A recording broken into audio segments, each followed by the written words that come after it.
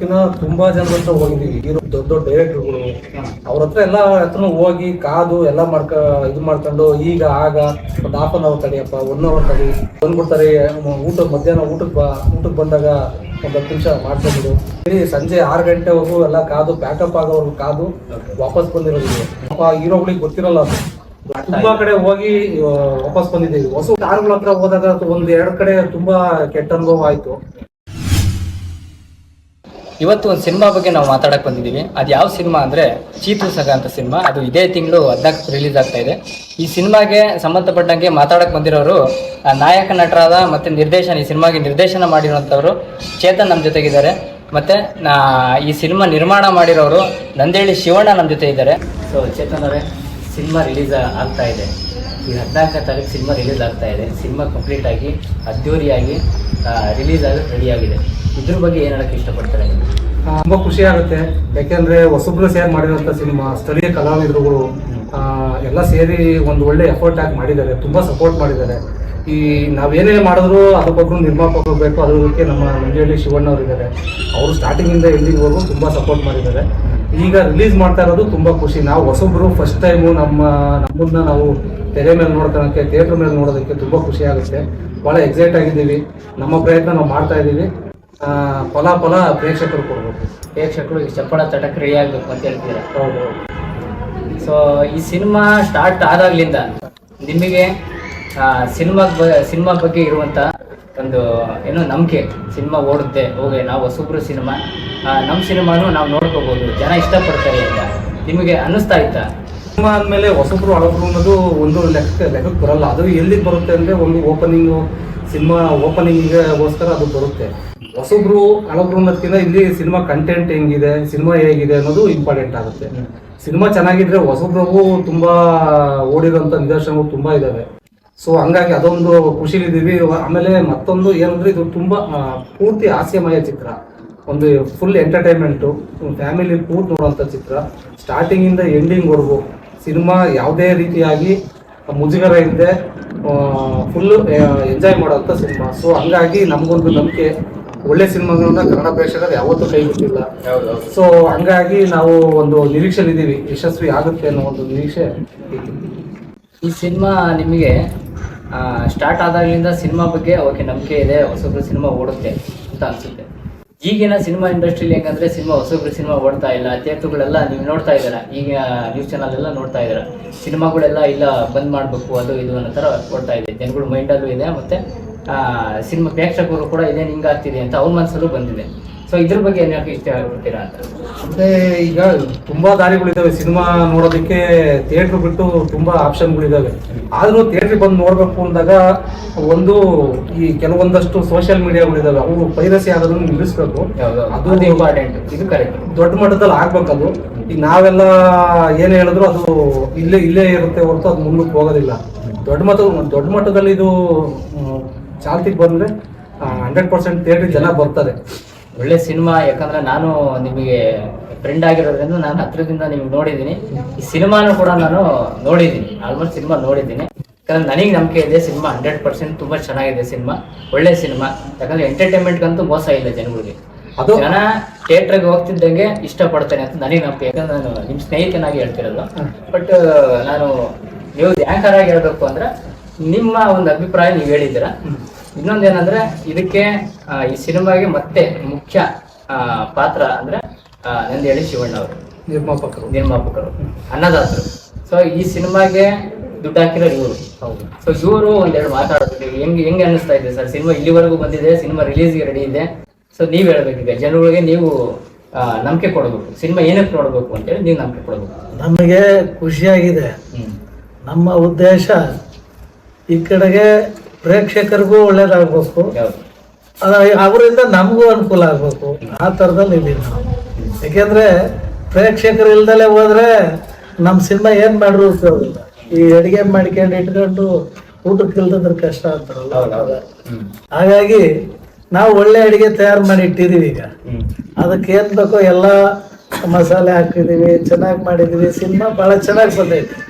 ಇವತ್ತು ನಮ್ಮ ಚೇತನ್ ಭಾಳ ಅಂದ್ರೆ ಬಹಳ ಟೈಮ್ ತಗೊಂಡ್ರು ಯಾವಾಗ ಟೈಮ್ ತಗೊಂಡು ನಾವು ಹೆಚ್ಚಿಗೆ ಟೈಮ್ ತಗೊಂತೀವಿ ಅವಾಗ ಬಹಳ ಅತ್ಯುತ್ತಮವಾಗಿ ಆ ಚಿತ್ರ ಮೂಡಿ ಬರೋಕ್ಕೂ ಕಾರಣ ಆಗುತ್ತೆ. ಯಾಕಂದ್ರೆ ತರಾತುರಿನಲ್ಲಿ ಏನಂತ ಮಾಡಿಲ್ಲ, ಈ ಕರೋನಾ ಬಂತು, ಹಾಗಾಗಿ ಸ್ವಲ್ಪ ನಾವು ಸ್ವಲ್ಪ ಲೇಟ್ ಆಗಿ ಈ ಚಿತ್ರವನ್ನು ತಯಾರು ಮಾಡಿದ್ದಾಯ್ತು. ಎಲ್ಲ ರೆಡಿ ಇದೆ. ಈಗ ಎಲ್ಲ ಸಿನಿಮಾದೆಲ್ಲ ಕೆಲಸ ಮುಗಿದಿದೆ. ಈಗ ಥಿಯೇಟ್ರಿಗೆ 14ನೇ ತಾರೀಕು ತರಬೇಕು ಅಂತ ಈಗಲೇ ಆಗಿದೆ, ಅಲ್ಲೇ ಅಡ್ವರ್ಟೈಸ್ಮೆಂಟ್ ಆಗಿದೆ, ಎಲ್ಲ ಆಗಿದೆ. ಇವತ್ತಿನ ಚಿತ್ರರಂಗ, ಇವತ್ತು ಕನ್ನಡ ಚಿತ್ರರಂಗ ಇವತ್ತು ಯಾಕೆ ನೋವಿನಲ್ಲಿದೆ ಅಂದ್ರೆ ಪ್ರೇಕ್ಷಕರು ಬರ್ತಾ ಇಲ್ಲ.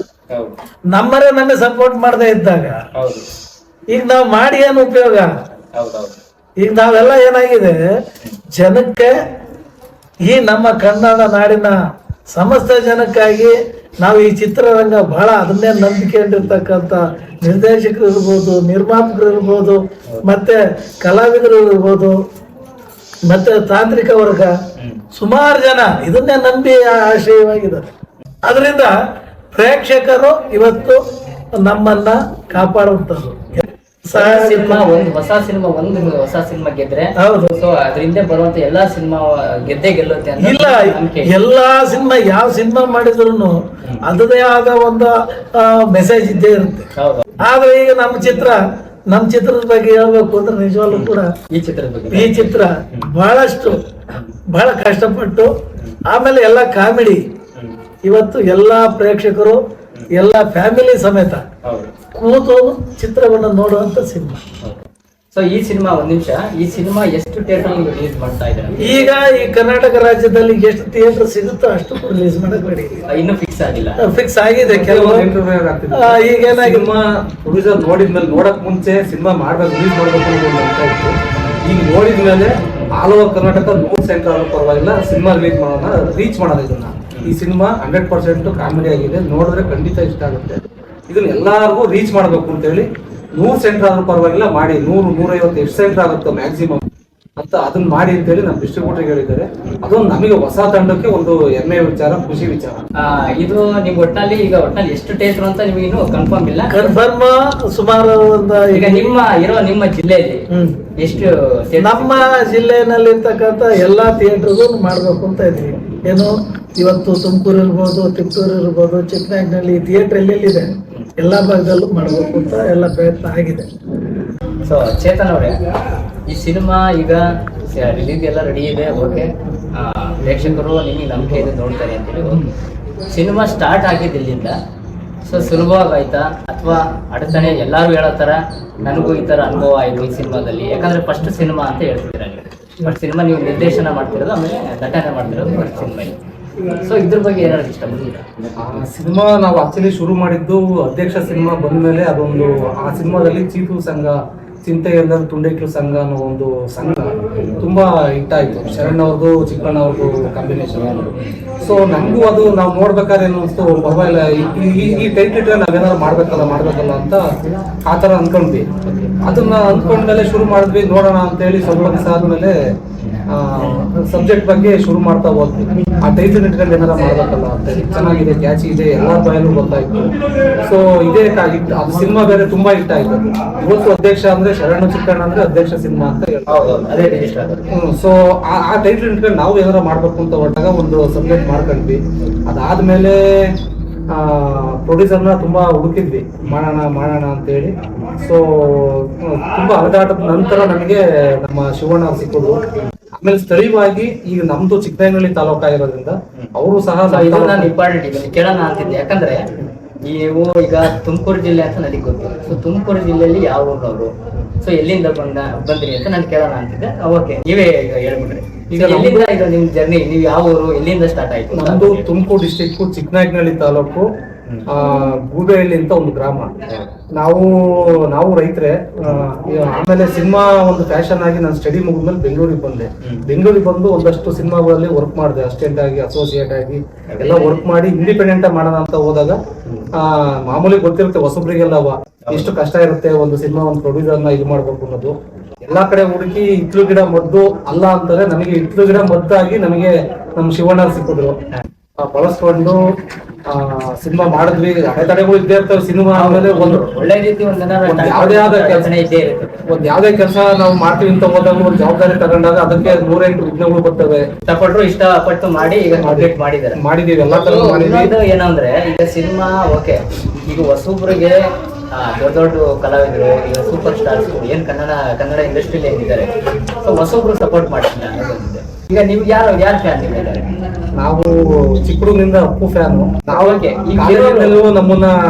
ನಮ್ದು ಅದೇನೋ ಗೊತ್ತಿಲ್ಲ, ಅದು ಕಾಕತಾಳೇನೋ ನಮ್ಮನ್ನ ಅಪ್ಪು ಅಂತಲೇ ಕರ್ಕೊಂಡ್ಬಂದು, ನನ್ನ ಹೆಸರಿಟ್ಟು ಕರ್ದರ್ಗಿಂತ ಜಾಸ್ತಿ ಅಪ್ಪು ಅಂತ ಕರೆದಿದ್ದೇ ಹೆಚ್ಚು.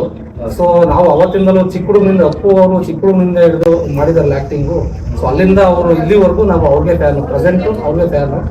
ಸೊ ಹಂಗಂತ ಹೇಳಿ ಎಲ್ಲ ಯಾವುದೇ ಸಿನಿಮಾಗಳು ನೋಡ್ದಂಗಿರಲ್ಲ, ಎಲ್ಲಾ ಸಿನಿಮಾನು ಫಸ್ಟ್ ಶೋನೇ ನೋಡ್ತೀವಿ. ಅಲ್ಲ, ಈಗ ಏನಾದ್ರು ಅಪ್ಪು ಸಾರ್ ಇದ್ದಿದ್ರೆ ಸೊ ನಿಮಗೆ ಇಷ್ಟ ಆಯ್ತಾ ಅವ್ರ ಹತ್ರ ಈ ತರ ಸಿನಿಮಾ ಮಾಡಿದೀನಿ ಅಂತ ತೋರಿಸ್ತೀನಿ? ಇಲ್ಲ, ಖಂಡಿತ ಇತ್ತು. ನಾವು ಅವ್ರ ಹತ್ರ ಏನಾದ್ರು ಈ ಸಿನಿಮಾಗೆ ಒಂದು ವಿಶ್ವಾಸ ತಗೊಳ್ಬೇಕು ಅನ್ನೋದು ತುಂಬಾ ಆಸೆ ಇತ್ತು.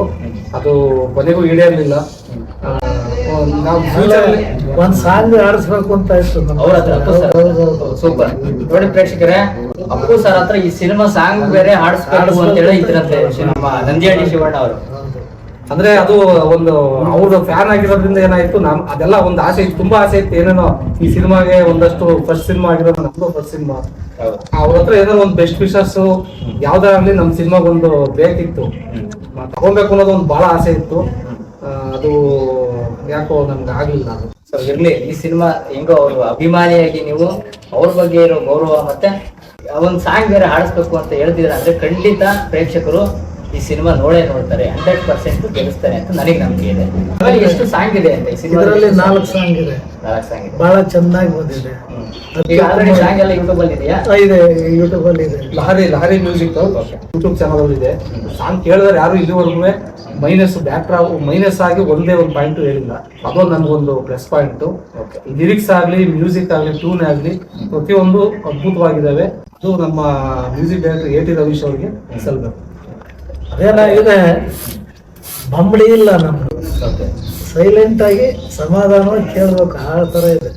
ಹಾಗಾಗಿ ಬಹಳ ಅತ್ಯುತ್ತಮವಾಗಿ ಬಂದಿದೆ. 4 ಸಾಂಗು ಅದೇ ತರ ಚೆನ್ನಾಗಿ ಬಂದಿದೆ. ಒಂದಕ್ಕಿಂತ ಒಂದು ಅದ್ಭುತವಾಗಿ. ಮತ್ತೆ ಇದು ನೀವೀಗ ಎಲ್ಲಿಂದ ಮತ್ತೆ ಪ್ರಮೋಷನ್ ನಡೀತಾ ಇದೆಯಾ? ಎಲ್ಲಿಂದ ಮತ್ತೆ ಸ್ಟಾರ್ಟ್ ಮಾಡ್ತಾ ಇದ್ದೀರಾ ಪ್ರಮೋಷನ್? ಜನರ ಈಗ ದೊಡ್ಡ ದೊಡ್ಡ ವ್ಯಕ್ತಿಗಳ ಹತ್ರ ಏನಾರ ಕಾಂಟ್ಯಾಕ್ಟ್ ಮಾಡ್ತಾ ಇದ್ದಾರೆ ಹೆಂಗೆ ಅಂತ? ಅಂದ್ರೆ ಕಾಂಟ್ಯಾಕ್ಟ್ ಮಾಡ್ತಾ ಇದೀವಿ, ಆದ್ರೆ ನಾವು ಹೊಸಬ್ರಾಗಿರೋದ್ರಿಂದ ನಮ್ಗಂತ ಅವಕಾಶಗಳು ಸಿಗ್ತಾ ಇಲ್ಲ. ಏನಾಗುತ್ತೆ, ಎಲ್ಲೋ ಈಗ ಮಾತಾಡಿರ್ತೀವಿ ಇಂಥವ್ರ ಹತ್ರ ಹೋಗೋಣ ಅಂತೇಳಿ, ಆ ತರದವ್ರು ಒಂದ್ ಸ್ವಲ್ಪ ನಮ್ಗೆ ಬೂಸ್ಟ್ ಅಪ್ ಮಾಡಿದ್ರೆ ಒಂದು ಸಿನಿಮಾಗೆ ಒಂದು ಹೈಪ್ ಕ್ರಿಯೇಟ್ ಆಗುತ್ತೆ. ಆದ್ರೆ ನಾವು ಒಂದಷ್ಟು ಜನನ್ನ ಭೇಟಿ ಮಾಡಕ್ ಪ್ರಯತ್ನ ಮಾಡಿದ್ವಿ, ಅದಾಗ್ತಾ ಇಲ್ಲ. ನೋಡೋಣ, ಮುಂದಕ್ಕೂ ಮಾಡ್ತೀವಿ. ಅದು ರಿಲೀಸ್ ಆಗೋವರೆಗೂ ನಮ್ಮ ಪ್ರಯತ್ನ ಇದ್ದೇ ಇರುತ್ತೆ.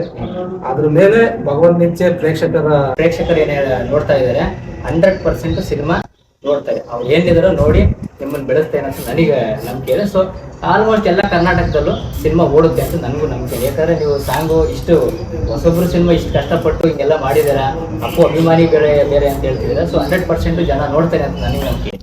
ನಮಗೂ ಬಹಳ ಸಂತೋಷ ಆಯ್ತು. ಯಾಕಂತ ಹೇಳಿದ್ರೆ ಚಾನಲ್ನವರು ಹೌದು, ನಮ್ಮ ಒಂದು ಚಿತ್ರಕ್ಕೆ ಒಂದು ಇಂಟರ್ವ್ಯೂ ಮಾಡಿ ನಮ್ಮ ಬಗ್ಗೆ ಕೇಳಿ, ಕಷ್ಟ ಸುಖ ಕೇಳಿ, ಏನಾಗ್ಬೋದು, ಮುಂದೆ ಏನಾಗ್ಬೇಕು, ನಮ್ಮಿಂದ ಏನ್ ಬೇಕು ಅನ್ನೋದನ್ನ ಕೇಳೋದು ಬಹಳ ಸಂತೋಷ. ಯಾಕೆಂತ ಹೇಳಿದ್ರೆ ಈ ಒಂದು ಚಾನೆಲ್ನವರು ಇಲ್ಲಿ ಬಂದು ನಮ್ಮನ್ನ, ನಮ್ಮ ಚಿತ್ರದ ತಂಡದ ಬಗ್ಗೆ, ನಮ್ಮ ಬಗ್ಗೆ, ಮತ್ತೆ ಮುಂದೆ ನಮ್ಮ ಸಹಕಾರ ಇದೆ ಅನ್ನೋದನ್ನ ಹೇಳೋದಕ್ಕೆ ನಿಮ್ಮ 100% ನಮ್ಮ ಕೆಲಸ ನಾವು ಮಾಡ್ತೀವಿ. ಹೊಸ ಸಿನಿಮಾ ಆಗ್ಲಿ, ಅದು ದೊಡ್ಡ ಸಿನಿಮಾ ಆಗ್ಲಿ, ಚಿಕ್ಕ ಸಿನಿಮಾ, ಬಟ್ ಜಾಸ್ತಿ ನಾವು ಹೊಸ ತಂಡಕ್ಕೆ ಸಪೋರ್ಟ್. ಹೌದು, ಅಂತ ಗೌರವ ಅಲ್ಲ, ಯಾರು ಹೊಟ್ಟೆ ಹಸ್ತೈತೆ ಅವ್ರಿಗೆ ಇಟ್ರೆ ನಾವು ಈಗೇನೋ, ನಾನು ಕೂಡ ನೋಡಿ ನಮ್ಮ ಇವ್ರು ಶಿವಣ್ಣ ನಿರ್ಮಾಪಕರು, ಬಟ್ ತುಂಬಾ ಚೆನ್ನಾಗಿ ಡೈಲಾಗ್ ರೈಟರ್ಸ್ ಅನ್ಸುತ್ತೆ. ಮೋಸ್ಟ್ಲಿ ತುಂಬಾ ಒಳ್ಳೆ ಡೈಲಾಗ್ ಅವಾಗ ನಾನು ಇದರಿಂದ ತುಂಬಾ ಅವ್ರಿಗೆ ಕಲೆ ಬಗ್ಗೆ ತುಂಬಾ ಇಂಟ್ರೆಸ್ಟ್ ಇದೆ. ಹೀರೋ ಚೇತನ್ ಅಂತ ಗೊತ್ತಾಯ್ತು. ಹೀರೋಯಿನ್ ಯಾರು, ಮತ್ತೆ ಹೀರೋಯಿನ್ ಅವ್ರ ಬ್ಯಾಕ್ಗ್ರೌಂಡ್ ಏನು? ಮುಂಚೆ ಯಾವ್ದಾರ ಅವ್ರ ಸಿನಿಮಾ ಮಾಡ್ತಾ ಇದ್ರ? ಇದೇ ಅವ್ರದ್ದು ಮೊದಲನೇ ಸಿನಿಮಾನ? ಅಂದ್ರೆ ಒಂದ್ ಸಿನಿಮಾ ಮಾಡಿದ್ದಾರೆ, ಅದು ರಿಲೀಸ್ ಆಗಿದೆ. ಇದು ನಮ್ದು 2ನೇ ಸಿನಿಮಾ ಅವ್ರಿಗೆ, ರೂಪ ಅಂತ ಹೇಳಿ, ಬೆಂಗಳೂರು ಹುಡುಗಿನೇ. ಆಮೇಲೆ ಎಲ್ಲಾ ಹೊಸಬ್ರೆ ಒಂದು ತಂಡ ಕಟ್ಕೊಂಡು ಅದು ಒಂದು ಪ್ರಾಕ್ಟೀಸ್ ಮಾಡ್ಕೊಂಡು ಸ್ಪಾಟಿಗೆ ಹೋಗಕ್ ಮುಂಚೆ ಪ್ರಾಕ್ಟೀಸ್ ಮಾಡಿ ಒಂದಷ್ಟು ಎಲ್ಲ ಹೊಸಬ್ರಾಗಿರೋದ್ರಿಂದ, ಆಮೇಲೆ ನಮ್ಮ ಸ್ಥಳೀಯವಾಗಿಯೂ ತುಂಬಾ ಜನನ್ನ ಬಳಸ್ಕೊಂಡಿದ್ದೀವಿ. ಕೊನೆಯದಾಗಿ ಪ್ರೇಕ್ಷಕರಿಗೆ ಸಿನಿಮಾ ತುಂಬಾ ಅದ್ಭುತವಾಗಿ ಬಂದಿದೆ.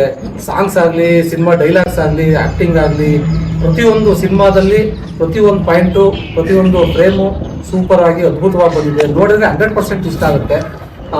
ಇದೇ ಜೂನ್ 14ನೇ ತಾರೀಕು ರಾಜ್ಯಾದ್ಯಂತ ಸಿನಿಮಾ ಥಿಯೇಟ್ರಲ್ಲಿ ಬರ್ತಾ ಇದೆ. ದಯವಿಟ್ಟು ನೋಡಬೇಕು. ನಿಮ್ಮ ಮೇಲೆ ನಾವು ತುಂಬಾ ಭರವಸೆ ಇಟ್ಟಿದ್ದೀವಿ. ಹಾಗೆ ನಮ್ಮ ಎಲ್ಲ ಸಿಬ್ಬಂದಿ ವರ್ಗಕ್ಕೂ ಪ್ರತಿಯೊಬ್ಬರಿಗೂ ನಮಗೆ ತುಂಬಾ ಸಪೋರ್ಟ್ ಮಾಡ್ತಾ ಇದ್ದಾರೆ ಈ ಸಿನಿಮಾ ವಿಚಾರವಾಗಿ. ನಮ್ಮ ಚೀತು ಸಂಘ ಹೊಸಬ್ರು ಅಂತ ಆಗಿದ್ರು ಸಹ ನಮ್ಮ ಹುಡುಗ ಬೆಳಿಬೇಕಣಮ್ಮ ಅನ್ನೋ ಥರ ಒಂದು ಒಳ್ಳೆ ಸಪೋರ್ಟ್ ಮಾಡ್ತಿದ್ದಾರೆ. ನಿಮಗೂ ಸಹ ನಾನು ಇಲ್ಲಿಂದ ಧನ್ಯವಾದಗಳನ್ನು ಅರ್ಪಿಸ್ತೀನಿ. ಸೊ ಇಷ್ಟೆಲ್ಲ ಈ ಸಿನಿಮಾ ಬಗ್ಗೆ ಮಾತಾಡಿದ್ದಾರೆ. ಈ ಸಿನಿಮಾ ಇದೇ ತಿಂಗಳು 14ನೇ ತಾರೀಕು ರಿಲೀಸ್ ಆಗ್ತಾ ಇದೆ. ಖಂಡಿತ ನೀವೆಲ್ಲ ಹೋಗಿ ನೋಡ್ತೀರಾ ಅಂತ ನಂಬಿಕೆ ನಮ್ಮೆಲ್ಲರಿಗೂ ಇದೆ. ಸೊ ಇಷ್ಟು ಹೇಳ್ತಾ ನಮ್ಮ ಈ ಮಾತನ್ನ ಮುಗಿಸ್ತಾ ಇದ್ದೀನಿ. ಧನ್ಯವಾದಗಳು.